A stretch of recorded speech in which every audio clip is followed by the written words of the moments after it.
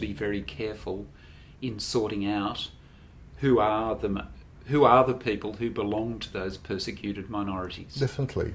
And now, as everyone can get a Syrian passport, everyone can forge a Syrian papers.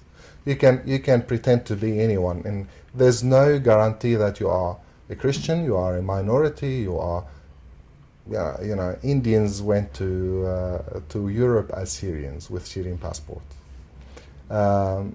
So there's nothing can ensure that. No one can ensure that those people belong to the Christian persecuted minority except the church.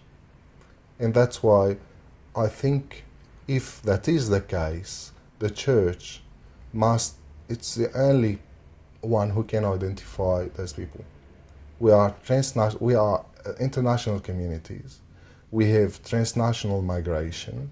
We have our organizations and churches everywhere around the world. In Syria and Lebanon, the very first resources for our people is the church. Before going anywhere, they come to the church to get the legal document, to get help with their residence, to get help with their daily life, and to identify themselves, to present themselves. They come to the priest saying, "Father, look, I'm someone who is from such parish, my family is this family, and my priest is this priest," and we can verify who is Christian and who is not. So with your experience and your background, it's very understandable that you would be suspicious of Muslims and maybe even have bad or negative feelings towards them. But what should be the relationship between Christians and Muslims, and how can we foster a better relationship? And I suppose particularly here in Australia. Oh yeah, it's Australia's situation is getting worse in Australia. It's clear. Yesterday we have something against the halal brand, which is fair. Yes, I think the what's now between Muslim and Christian is fear, is hatred, and it's let's say a vindicative feeling, because in Syria, for instance, the neighbors who lived together forever, for 50 years or 70 years now, they have the Muslim part jumping over the Christian part to strangle him or to take over his home or to make him pay a jizya, which is really not acceptable. So that's really natural. If people lose trust in each other, if people start feeling threatened by the other side, which is a Muslim, I'm not saying that individuals are bad necessarily, but in general that's stereotyping. When I come as a refugee, I'm expected to have there is a stereotype. I'm expected to have certain qualities, and I'm treated accordingly. And the experiences in Syria have proven this, that there's a shaky ground. What always thought to be harmony is disharmony. What always thought to be love is hatred.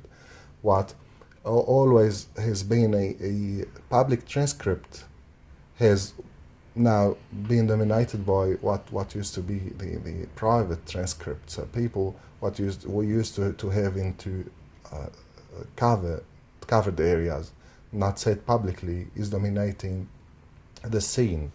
In Australia, this is also exported through the acts of ISIS, and also some of the imams preaching and teaching. Muslim radicalism is only Muslim radicalism. It's not a Christian radicalism.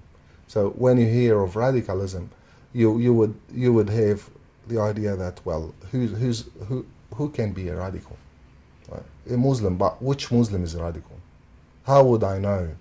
And well, I will be reasonable to feel threatened when I have any sense that a Muslim radical is living with me here. Well, for us Syrians, we have nothing to lose anymore. We've lost it all. As a Christians, we've lost it. We've lost the land, we've lost the culture, and we are now refugees with no shelter or no home. We deserve better, that's right. We have done nothing against Islam or others, that's right. They've committed terrible crime against us. Who is the radical? Who's the radical and who's the moderate? I don't know. Any moderate can turn out to be radical later, and the radical would kill me at a certain stage, or at least take me as a slave or make me pay jizya, which is not acceptable. So, do I love those people? I love them as individuals. When I have a good experience with someone, I would have a human relationship. So, this did not break the bond between people. It broke the bond between what I called me and Islam.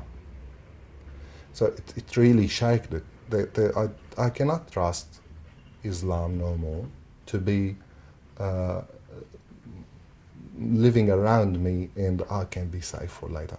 How can we have a better relationship with Muslims? It's when the law prevails, when a modern human society prevails, when I treat an individual according to his own quality. What should I do? I should not turn a blind eye to what's real. So ignoring the fact that with Islam there's always an opportunity for radicalism and terrorism and so on. That's a fact. So it should not harm the idea of religion, but it should open our eyes so we can work hand in hand with the rest of the population, the other side, the Muslim part of the society. So we can ensure that there's no discrimination, no source of terrorism. The mosques are safe places. The prayer places are safe places. Our kids are safe and their kids are safe. I escaped from Syria not to kill or get killed.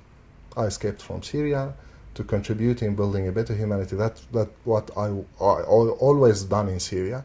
That's what I will always do. Me and my children later. Everyone of my people will do the same thing. I guess it's like in medicine. We see what's wrong. We identify the causes, and we go into treatment. Turning a blind eye and saying no, there's no fee. That's bad. That will make the situation worse. There are fee. There are risks. Let us see and identify those risks and do our best to eradicate them. And that's the best place. That's the best place we can be in.